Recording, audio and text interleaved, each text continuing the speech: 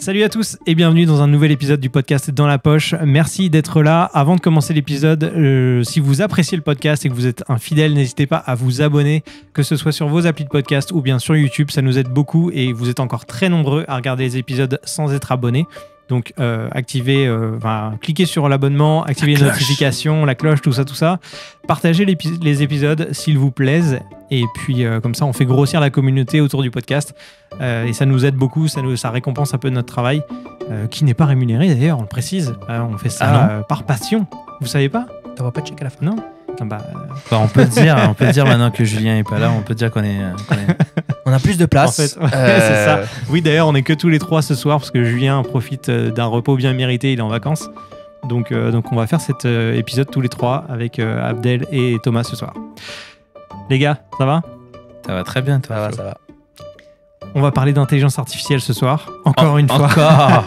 Encore. C'est l'expression de l'année, intelligence artificielle, les mots-clés en tout cas importants. Donc on va encore aborder ce sujet et on va encore parler de notre expérience avec ChatGPT qu'on a pu tester chacun de notre côté et vous donner un petit retour d'expérience. Donc c'est parti.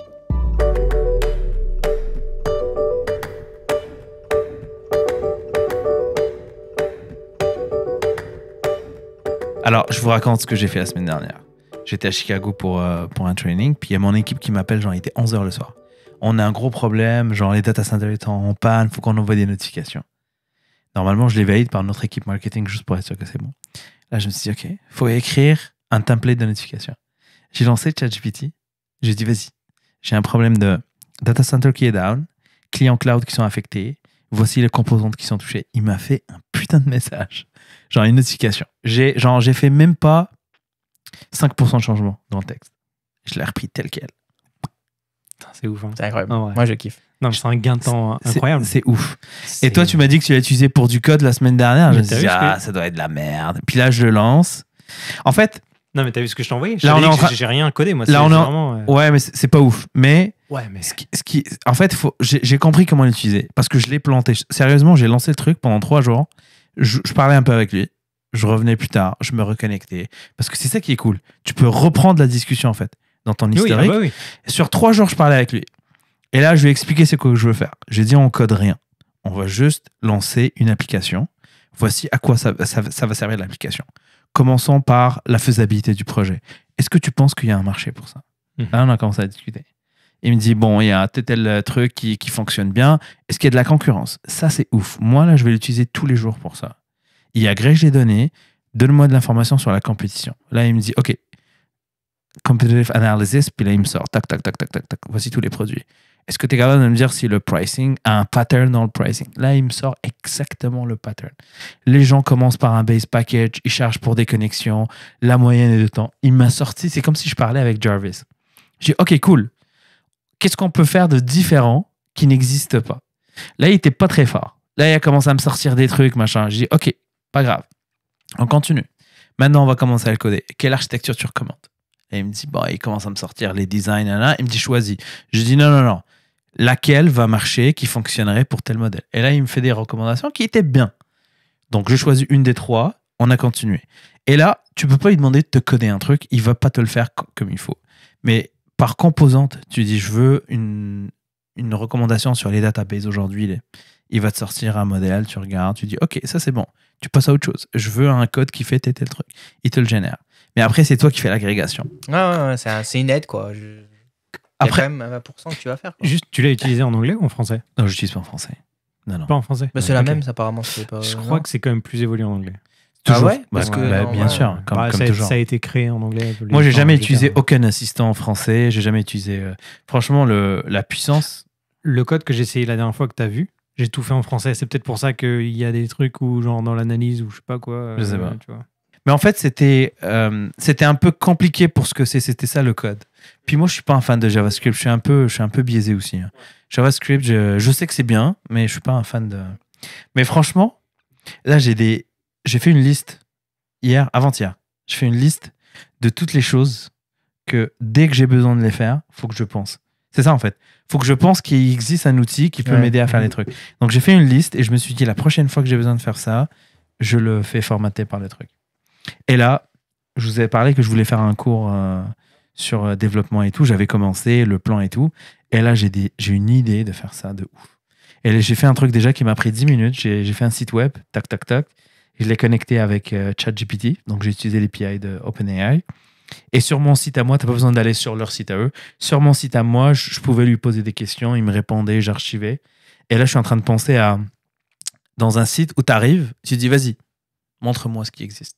Puis là, tu as ChatGPT derrière qui aurait appris.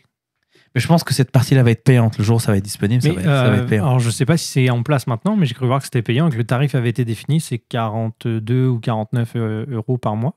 Ou dollars, je ne sais pas, peu importe. J'ai pas vu ça. J'ai regardé une vidéo ce matin où un gars disait que ça y est, le tarif, c'était 40 et quelques par mois. Ce que j'ai vu, en fait, il y a un tweet, il disait que ça coûtait 3 millions par jour au nombre de requêtes qu'il y a. Et qu'à un moment donné, j'ai bien aimé l'expression, le mec, comment il a répondu. Il a dit, en fait, il faudrait qu'on trouve un modèle business, mais je ne sais pas, il datait de quand ce tweet-là. Ouais. Mais moi, je paierais. Sérieusement? Vraiment. C'est juste que j'aimerais tester plus avant de payer. Même là, je paierais pour tester et je verrai si... C'est juste que moi, quand je m'abonne, tu vois, je me suis abonné à Twitter Blue, puis j'aime pas, puis je l'ai pas encore cancellé, tu vois. Faut que je pense à l'enlever. Donc toi, tu t'abonnerais, Thomas? Ouais. Mais alors, parce que tu as envie de kiffer, d'essayer de tester, ou parce que tu as vraiment une utilité au quotidien là? Bah, pas au quotidien, mais tu vois, par exemple, là, pour mon business que j'aimerais créer, là, tu vois, bah, je lui ai déjà posé des questions. Ensuite, je lui ai dit c'est quoi pour créer mes logos. Ils m'ont envoyé sur des sites pour faire des logos sur le même principe. Après, j'étais sur l'intelligence artificielle, c'est Logo IA ou Luca, je sais plus c'est quoi. Et en gros, ben, il me demandait mon slogan et tout. Là, je fais, ah merde, j'ai pas de slogan. Hop, je retourne sur ChatGPT. Vas-y, sors-moi des slogans qui vont bien avec ce que je veux faire et tout. Il me sort des slogans. Ah, j'aime pas trop, redonne-moi des autres. Et puis, j'ai noté les meilleurs, tu vois. Ben là, je ferai attention par contre. Parce que là, tu vas chercher dans la personnalisation. Il est pas très bon là-dedans. Et tu risques de tomber dans des trucs de IP, de propriété intellectuelle. Bah, après, je lui ai dit des trucs qui n'existent pas forcément, tu vois. J'ai fait attention à ce que je disais quand même. Et puis, après... J'ai créé un simple logo sur le truc. Après, j'ai vu qu'il y avait d'autres applications aussi qui pouvaient être faites après en intelligence artificielle. C'est les websites, comme coder ou directement voir un site qui est déjà fait. Après, ça existe déjà. Enfin, je veux dire, oui, non, c'est sûr. Tu prends Squarespace ou Wix ou tout ce que tu veux, ça te fait vite déjà tout fait. Hein. Puis après, tu lui demandes de faire tes calculs, les coûts, les machins et tout. Est-ce que ça va bien marcher? Combien il faut que je vende pour, etc. Si je veux atteindre temps et tout, avec le pourcentage. Il est quand même assez bon. Ça, tu l'as fait en français? En français. Okay. Et je l'ai fait aussi parce qu'on veut faire un autre business avec Manon où on veut vendre des pots de fleurs imprimés en 3D. On a déjà commencé à les imprimer d'ailleurs. Et on est en train de regarder c'est quoi le mieux entre faire du Amazon, c'est FBA je crois, et l'autre je sais plus c'est comment, FBM, un truc comme ça. C'est soit tu envoies toi, soit tu envoies au dépôt d'Amazon, ceux qui s'occupent, sauf que tu as des frais d'entreposage et tout. Et là il te fait tous tes calculs. Alors à voir quand ce sera la deuxième version de ChatGPT, parce que là c'est jusqu'à 2021 maximum.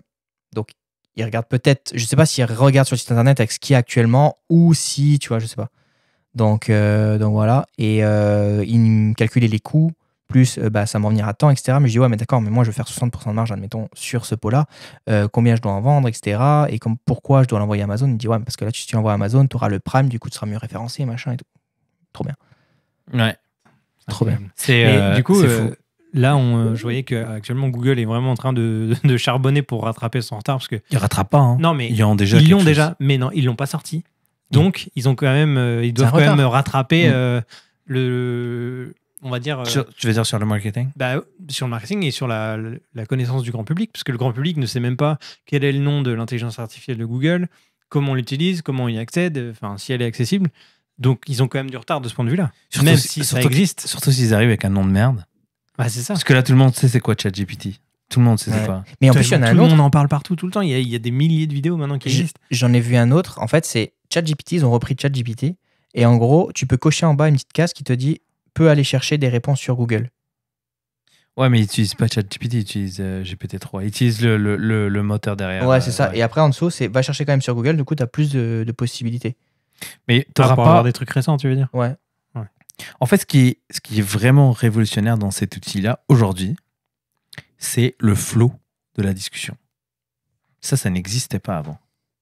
Non, mais c'est incroyable. En vrai, l'aspect conversationnel, comme tu as dit, tu peux revenir le lendemain et continuer ta conversation. Ouais. C'est magique. Avec les assistants vocaux actuellement, déjà, ils sont teubés. Et ils n'ont jamais été construits pour ça. Mais t'imagines le coup derrière? Parce que moi, quand je lui pose une question, je sais pas combien, moi je fais pas partie des gens qui ont posé 12 000 questions là sur l'historique, je sais pas combien ils gardent. Parce que tout ça là, c'est du storage. Mais de ouf. Ils gardent tout, hein, parce que moi sur le côté là, Après les textes, c'est pas lourd. T'as New Chat et t'as toute une liste. Bah, Ouais. je peux retourner aussi loin que Ouais. j'ai commencé Après, mon compte, en fait. Ils sauvegardent. Parce qu'en fait, c'est ça que je me demande. Est-ce qu'ils sauvegardent le texte ou ils sauvegardent des références vers des textes? Parce que si on me dit ils sauvegardent des références vers le texte, ça veut dire qu'à chaque fois que tu vas lui demander, tu vas lui poser la même question, il va te répondre toujours de la même façon.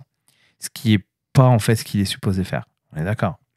C'est justement. Ouais, non, j'ai pas- essayé, je faisais du spam et il me disait jamais la même chose. Ouais, moi aussi j'ai essayé, mais à un moment donné, il va boucler. Mais c'est ça qui est cool. Donc c'est sûr que il sauvegarde, je pense, l'historique tel quel. Ouais. Donc quand tu lui dis reprends, il lit rapidement, tac, tac, tac, on est rendu où? Ok, je suis prêt. Et là, tu peux lui poser la question. Il faut commencer instantané. Moi, c'est ça qui me fait capoter. En fait. Par contre, il y a quand même eu des fois où genre le site était down, Ah ça oui, marchait mais pas, quand c'est le ou cas, alors, tu reload Ah ouais, mais- et ça marche. j'ai dû attendre Ah ouais. genre 5-10 minutes avant de recharger pour que ça fonctionne. Alors moi, je l'ai planté parce que je sais comment il est fait derrière là. Je l'ai planté avec des questions récursives. Je te pose une question, tu me réponds, et j'utilise la même fonction, et la même fonction, et la même fonction. Qu'est-ce que t'appelles une fonction du coup quand tu... Une fonction récursive, c'est que je lui demande de me faire un calcul Ok, en utilisant une fonction qui s'appelle elle-même. ok. En fait, c'est mathématique. Une fonction récursive, c'est que tu dis fais-moi un calcul, la fonction appelle la même fonction, tu descends 2-3 niveaux et tu remontes. À un moment donné, au bout de 5 niveaux, il n'était plus capable de remonter. Donc ça prenait du temps et c'était la première fois où je voyais que ça loadait mais que j'avais pas de réponse au bout de 3, 4, 5 secondes. Ça veut dire qu'il calculait. Franchement, j'ai pas eu besoin de faire ça pour attendre Calculer. 30 Ouais, c'est secondes. ça, c'est Il y a déjà des fois où ça n'a pas fonctionné. Hein. Et des fois, ça a attendu. Ah ouais, ouais, ouais. des fois ça bug complètement, ça marche pas quoi. Des fois, il s'arrête d'écrire en plein milieu et il fait repose-moi la Ouais. question. Ah Et ouais. puis du coup, Ah non, tu mais lui reposes la il question. m'a- je l'ai Et pas. moi des fois, je posais une question en français, j'avais une discussion en français, et au bout d'un moment ça bug, ça commence à m'écrire en anglais.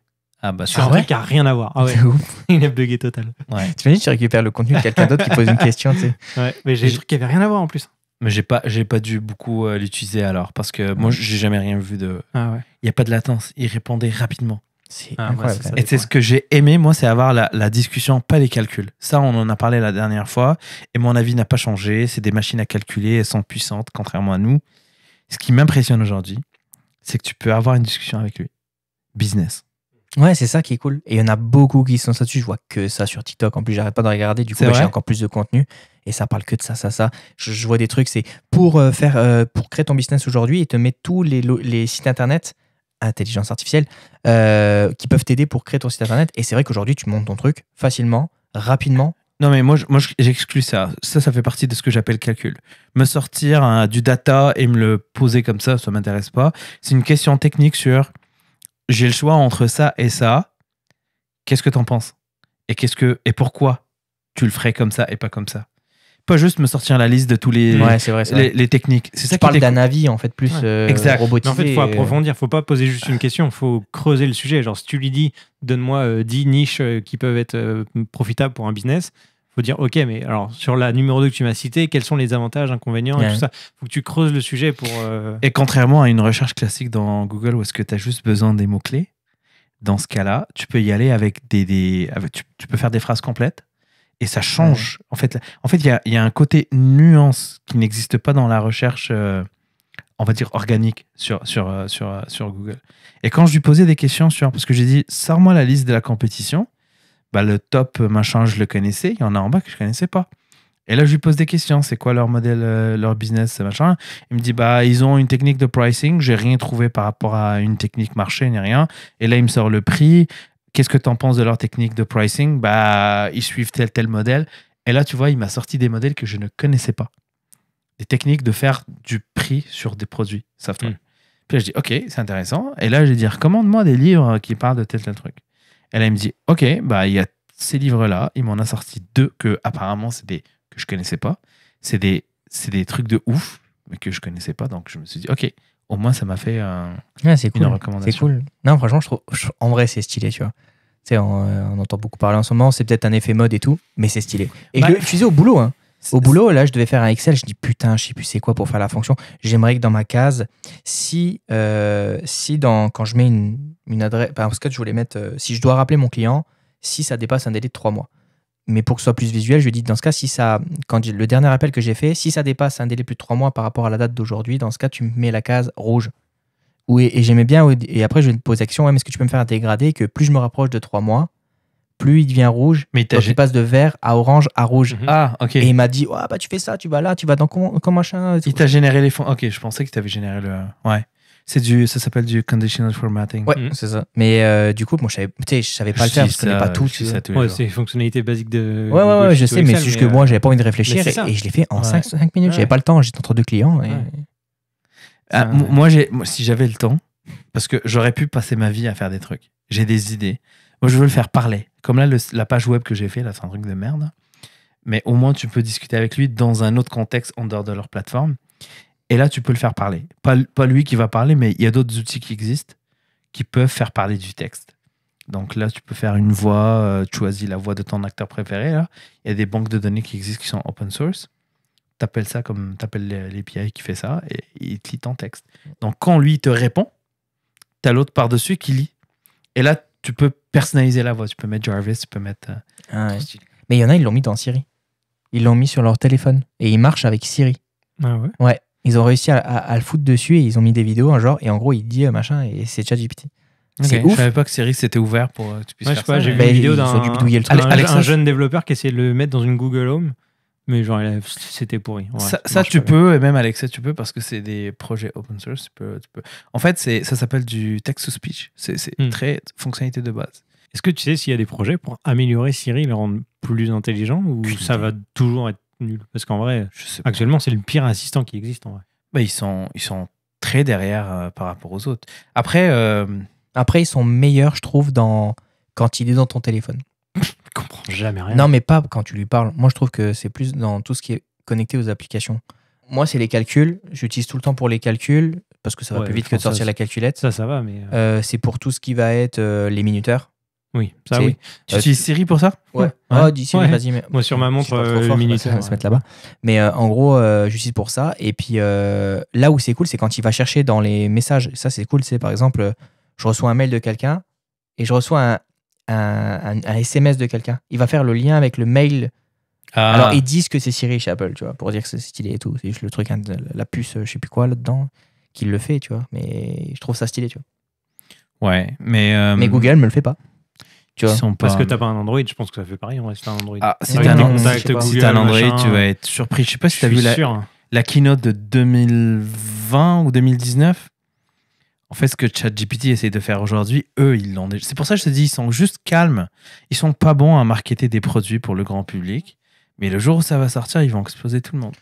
C'est en train de se demander comment ils vont voler l'affaire. Non, mais est-ce que tu penses... Non, je crois pas. Est-ce que tu penses que Google attendait qu'il y ait un concurrent, évaluer le marché, voir comment les gens réagissent?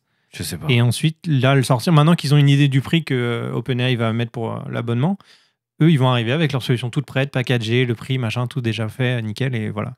Non, je sais pas. Et tout ce que je vais te dire là, c'est pas sûr, c'est juste mes idées personnelles. Je pense que Google, c'est une compagnie énorme en termes d'organisation, ce qui fait que les produits prennent beaucoup de temps à sortir. Et aussi parce qu'ils n'ont pas cette pression de se dire, faut qu'on sorte quelque chose. Ils prennent le temps de développer. Et quand j'ai vu, moi, la keynote de 2019 ou 2020, je ne me rappelle plus exactement, c'était impressionnant. Tu pouvais avoir une conversation avec un agent qui était dans un langage naturel, ce que ChatGPT essaie de faire, et ça tenait debout. Genre, tu pouvais maintenant déléguer des conversations ou ta messagerie vocale, au lieu juste de dire « Salut, c'est Thomas, je ne suis pas disponible, laisser un message », au lieu juste d'avoir ça, tu peux avoir quelque chose de dynamique. « Salut, c'est Thomas, je ne suis pas là, comment je peux vous aider ?» Et là, tu peux aller plus loin. Et ça, derrière, c'est le même délire que ce qui est fait aujourd'hui par OpenAI. Après, OpenAI, c'est une start-up, le besoin de show-off, faire vite, sortir les trucs. Là, ils sont en train de faire du test bêta. Là, ils lancent ça, ils sont en train de sonder le marché. Google ne font pas ça, ils ne font pas ce genre de technique-là. Mais je peux te dire que le jour où ça va sortir, ça va... Parce qu'en fait, tout est une question de data. Ce qui est impressionnant, c'est pas le front-end qu'on voit et le flow qu'il y a là. C'est comment le data est utilisé, comment le data est parsé pour être utilisé. Et eux, c'est les rois de ça, là. Après, je suis curieux de savoir, dans le laps de temps là où il y a eu l'arrivée de ChatGPT jusqu'à maintenant, la perte d'argent de Google à cause de ça. Parce qu'en fait, les gens ont moins utilisé Google en guise de moteur de recherche. Dans les recherches. Et ils ont posé leurs questions à ChatGPT, en fait. C'est vrai. Donc, en fait, ça fait un manque de ouf parce que le nombre de pages loadées avec des sponsors en moins. Mais je crois que j'ai vu justement un truc, un graphique qui a fait comme ça. Mais oui. Donc, en vrai, est-ce que tu penses que vous pensez que c'est la mort des moteurs de recherche traditionnels et qu'on va aller vers le conversationnel, justement, comme ChatGPT, même si c'est Google plus tard, mais les moteurs de recherche tels qu'on les connaît actuellement? C'est vrai que ça irait plus vite. Mais il n'y aurait pas tout ce contenu visuel qu'on arrive à avoir, tu vois, à moins qu'ils le rendent sexy, tu vois. Est-ce qu'un jour ça peut nous afficher des photos, tu vois, genre moi, dans ma tête, c'est des vidéos, tu vois. C'est un truc pratique. Genre, montre-moi 5 vidéos qui parlent de tel sujet. Non, Ça peut t'afficher la même chose, en fait, à terme. L'objectif, c'est que ça fasse ça, en fait. Ah oui. C'est un moteur de recherche. Ouais. Après, moi, je pense que c'est le nouveau moteur de recherche. Après, nous, on est biaisé parce qu'on est dedans. Je pense qu'on est moins de 2% sur cette planète. Pour l'instant. Ouais, mais quand tu dis que le graphe a chuté, j'y crois pas. Hein. J'ai vu un truc, il me semble. Avec le buzz médiatique qu'il y a, tous les jeunes qui regardent sur YouTube des vidéos des mecs qui disent ChatGPT c'est une révolution, on peut faire de l'argent avec, il répond à tout, machin. Il y a forcément plein de gens dans le monde qui ont dû tester et ne pas aller sur Google à la place, c'est sûr. Ouais. Mais je veux dire, de là à ce que le graphe dégringole, je pense pas. Hein. Bah, ça a dû faire un petit whoop. Ouais, probablement. Et puis, il faut pas oublier que les gens sont devenus de plus en plus lazy sur les recherches. Donc, il y en a beaucoup qui vont sur YouTube au lieu d'aller sur... Et surtout que là, tu n'as même pas vraiment l'effort de sélectionner juste des mots-clés qui vont bien pour avoir la meilleure recherche possible. Tu discutes normalement et tu as les réponses, en fait. Ça. Ah non, mais ça, et tu n'as pas 36 liens à choisir pour aller vers un site internet, puis en fait, c'est pas le bon. Indéniable. C'est même pas la même façon de faire des recherches. C'est différent. Ouais. Et c'est ça, la seule chose qui manque, c'est l'actualité, le côté vraiment les nouveaux articles. Mais là, j'étais tombé sur une vidéo, tu sais, le gars qui est assez connu là en finance et tout, qui... Je sais plus, il parle souvent là sur TikTok et tout, enfin bref. Le gars, il disait justement... Il a dit, j'ai vu les gens travailler sur le prochain GPT, donc le GPT-4. Ouais. Il a dit, on parle en trillions de possibilités. Il a dit, il y avait déjà des micro-tests. Il a dit, ça va être incroyable. Ça va être un game changer pour tout ce qui est business, pour tout ce qui va être entreprise, enfin, un truc de malade. Non, mais novembre 2022, c'était jour 1 de quelque chose d'incroyable. C'est sûr. Puis moi, ça m'impressionne de plus en plus à chaque fois. Ouais, Donc, toi, alors, c'est un peu exagéré de dire ça, mais tu étais un peu sceptique par rapport à cette histoire, bon, intelligence artificielle, le nom en tant que tel, mais au fait que ça soit vraiment utilisable, intéressant, intelligent, vraiment et tout ça. Maintenant, après l'avoir testé, quand même, qu'est-ce que tu en penses d'un point de vue vraiment objectif? Est-ce que tu penses que ça a vraiment quand même un intérêt et que au-delà du côté statistique, data et tout, c'est quand même vraiment pertinent d'utiliser. Moi, un chat, j'appelle ça un chat. Hein. C'est juste que ce que je disais dans le dernier épisode, c'est que des fois, tu as un truc devant toi, c'est pas un chat, puis on dit que c'est un chat. Donc, c'est vraiment... Il y a vraiment de l'intelligence artificielle. Il y a vraiment de la conversation basée sur un flow, basée sur ce qui a été dit avant. Il y a de la réflexion. Oui, c'est de l'IA pure et dure. Et puis, on est juste au début. C'est ça qui est cool. On est juste au début. Puis... Non, c'est sûr, c'est... Tout en rappelant quand même, ce qu'il faut le dire aux gens qui nous écoutent, il faut faire attention aux réponses qu'on obtient. Même si c'est hyper utile et que ça va bien répondre la plupart du temps, vérifier n'importe quelle source, n'importe quelle information, si jamais c'est crucial pour vous. Par exemple, il peut y avoir des bouts de code qu'il va nous donner qui ne sont pas forcément corrects, des informations qui sont un peu biaisées ou qui ne sont pas exactes. D'ailleurs, ça me fait penser que je crois que j'ai vu sur les réseaux sociaux un gars qui disait dis-moi combien font 5 plus 7 ou un truc comme ça. ChatGPT donne la réponse et puis le gars il dit bah non mais ma femme a dit que ça faisait ça. Ah oui, j'ai vu. Et puis il a dit bah non, redemandez à votre femme de vérifier, mais non c'est pas ça. Il dit moi mais ma femme a toujours raison donc c'est ça. Il dit ah bah si votre femme a toujours raison dans ce cas ok ça fait peut-être ça. Genre mais juste une addition tu vois. Mais un peu de bah, après est-ce que c'est vrai ou pas j'en sais rien. C'est une histoire. Parce qu'il a un côté un peu en fait ce qui est drôle. Le premier test que j'ai fait, vraiment le premier test, j'ai demandé à ce qu'il me fasse une lettre à une communauté, je suis allé au hasard, sur un ton sérieux. Il m'a sorti le truc. J'ai dit, rends-le un peu plus fun. Et puis là, il a mis des trucs vraiment drôles. Et moi, ça m'a fait rire. Vraiment, et c'était pertinent. Je me suis dit, donc, il comprend quand même. Il comprend. Faut lui dire. Et quand tu lui dis, il comprend qu'il faut nuancer le truc. Mais j'ai beaucoup joué après sur les mots. J'ai refait une autre requête où est-ce que tu lui dis, fais-moi un texte, la même chose, pour une sorte de population ou une audience. Et là, il va s'ajuster. Et c'est là où c'est cool. C'est là où c'est vraiment cool.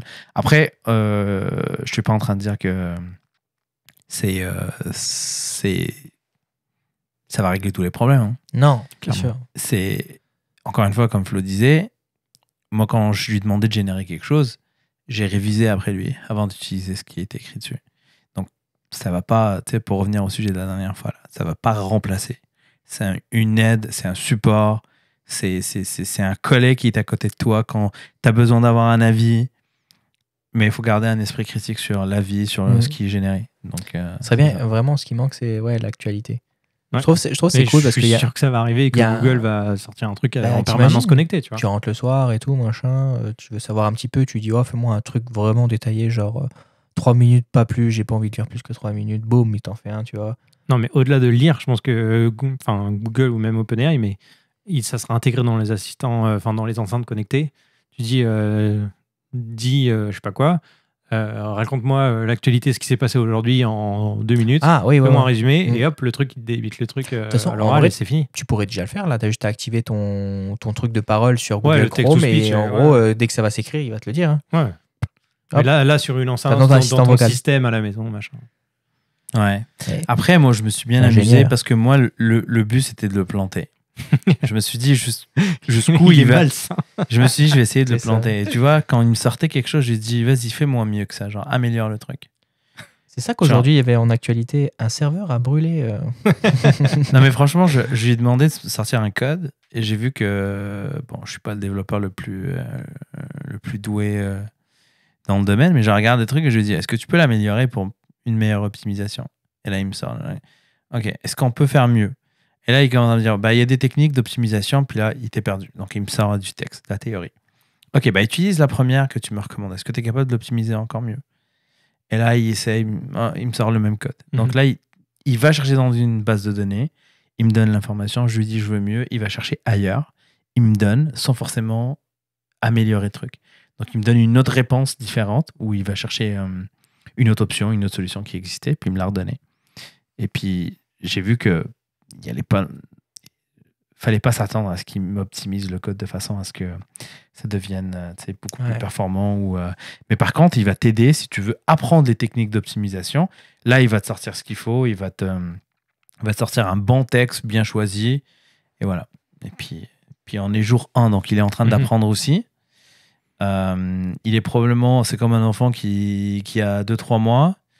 Ouais. Il n'est pas encore biaisé, il est encore niais, il est encore... Je trouve qu'il est quand même politiquement correct dans ses réponses où la plupart du temps, il va te dire je vous conseille quand même de faire appel à un professionnel de tel ou tel domaine pour avoir plus d'informations. Même si je m'y connais mieux que tout le monde. C'est ça. Moi, j'ai pas eu ça. Moi, je trouve ça drôle. Moi, j'ai pas eu ça. Probablement que j'ai pas posé les bonnes questions. Ça dépend les questions, il dit pas tout le temps. C'est quand tu lui demandes un avis sur tout, il va te le dire à la fin. Tu sais. Il fait toujours la même chose, un peu intro. Il te dit des trucs, souvent des exemples avec des points, et souvent il te fait ta conclusion, tu vois. Ouais. Après, ce qui était cool, c'est que je faisais des trucs et je lui dis, bon, est-ce que ça existe ou pas? Et là, lui est capable de faire des recherches quand même sur un data énorme. Il te dit, ça existe, ça n'existe pas. Est-ce qu'il y a des brevets qui existent pour ce truc? Est-ce qu'il y a des gens qui... C'est là où je pense que ça va être intéressant, parce que tu vas obtenir ta réponse très rapidement au lieu de passer du temps à chercher. Ouais. En fait, tout le secret, je pense, dans les intelligences artificielles, encore une fois, entre guillemets, c'est un mot que j'ai découvert d'ailleurs cette année, les prompts. Franchement, je connaissais pas ce mot avant que les outils comme ça arrivent. Là. Je savais pas ce que c'était. C'est le texte, l'indication que tu lui donnes en fait pour qu'il réponde. Il y a des mots-clés ou une façon de tourner tes phrases ou un ordre à donner à tes mots pour que la réponse soit la plus proche possible de ce que tu cherches. Et c'est encore plus vrai pour les Midjourney, DALL-E, etc. Où là, tu as carrément des indications avec une force, on va dire, entre 1 et 5, par exemple, pour l'intensité de l'ordre que tu veux lui donner. Ça, moi, je savais pas, tu vois, que ça existait. J'imagine que toi, pourtant, c'est complètement banal, mais moi, j'ai découvert ça cette année, en fait. Je sais pas. C'est Google.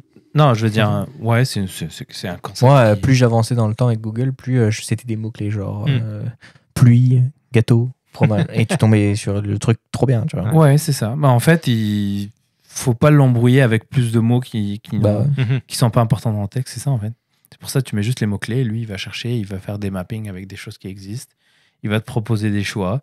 Si tu as payé pour que tes choix soient là en premier, bah, il va en sortir en premier. Par contre, j'ai testé, est-ce que tu connais le podcast Dans la poche Il savait pas encore. Hein. il savait Ah pas ouais encore, Ah c'est bah vrai oui, Je suis un peu deg, mais bon, peut-être que dans la prochaine version, mais il sortira, tu 2021, vois. elle existait déjà. Bah ouais, mais c'est ça le problème, je sais pas pourquoi.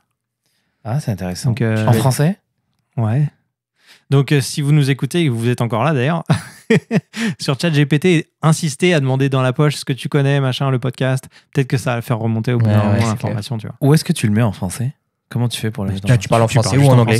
dans le texte, enfin, dans le champ de. Tu peux switcher texte. en 2 Ah, ok. secondes entre Même deux trucs. si Tu parles français. Même si ton navigateur est en anglais, Ouais. tu peux Ouais, lui je parler pense. en français. Ouais. Et Ah, tu je peux savais. même commencer une conversation en anglais et après switcher en français et continuer ta conversation. Alors ça c'est incroyable parce que expérience qui date de cet après-midi là, j'étais collègue seulement anglo, j'ai des collègues qui sont seulement franco ou bilingues, peu importe, et dans ma journée je switch entre écrire sur Teams en français avec quelqu'un et en anglais avec d'autres. Et puis depuis hier je pense ou depuis aujourd'hui, il y a Teams qui me dit est-ce que votre texte est en français? En anglais. Is this in French? Puis là c'est comme genre mais tu devrais être capable de savoir que c'est en français, t'as pas besoin de me demander. Il veut en fait valider que c'est vraiment du français pour que dans sa base de données, ah yes, ok, j'ajoute ça dans ma base de données. Regarde, quand on parle des deux outils, il y en a un, il détecte tout de suite, et ça c'est arrivé tard dans les assistants vocaux, parce qu'il fallait seulement que ce soit dans une langue précise. Je l'ai jamais essayé, mais je sais que Google Home, par exemple, si tu veux parler en français, il va te répondre en français si tu fais le bon réglage. Alors que là, Teams, il voit que c'est écrit, il devrait juste faire une petite comparaison. Et puis, après, je comprends que Teams il n'est pas connecté sur une base de données cloud pour des raisons de sécurité, peu importe, et qu'il ne peut pas vraiment comparer, mais il peut, dans le engine de Teams, il peut avoir une base de données anonyme sans forcément dévoiler le texte qui est dit dans une compagnie. Tu vois ce que je veux dire? Ouais. Donc, après, ça peut être dangereux. Hein. Parce qu'après, il faut qu'il soit capable de filtrer les mots qui font du sens, qui ne font pas de sens, ce qui est confidentiel, ce qui ne l'est pas, pour l'envoyer à du cloud pour faire du test. Mais ça m'a surpris. J'ai pensé à ça. Je me suis dit, tu vois, ChatGPT ou même les nouveaux assistants vocaux, ils savent que c'est. Ils connaissent la langue, en fait. Bon, les gars, je pense que Ouais, c'est bien. on a parlé, pour tout vous avouer, dans cet épisode, on n'avait pas du tout préparé. Ah non, mais On moi, avait j'étais rien. surpris que tu aies enregistré. Les gars savaient même pas qu'on était en train d'enregistrer. On a juste discuté entre nous. Donc là, c'était quelque chose d'assez authentique et improvisé. Dites-nous ce que vous en avez pensé. Ça peut être intéressant d'ailleurs de refaire ce genre de conversation improvisée. Et puis voilà, je pense qu'on reparlera pas mal de l'intelligence artificielle tout au long de l'année parce que comme vous avez compris, c'est une tendance énorme en 2023. Ça a commencé déjà en fin d'année dernière. Donc voilà, on va sûrement y revenir. Donc si vous avez des questions, si vous avez des sujets auxquels vous voulez qu'on discute dans ces épisodes, n'hésitez pas. Et puis voilà, merci et à très vite C'était cool. dans Merci. votre poche.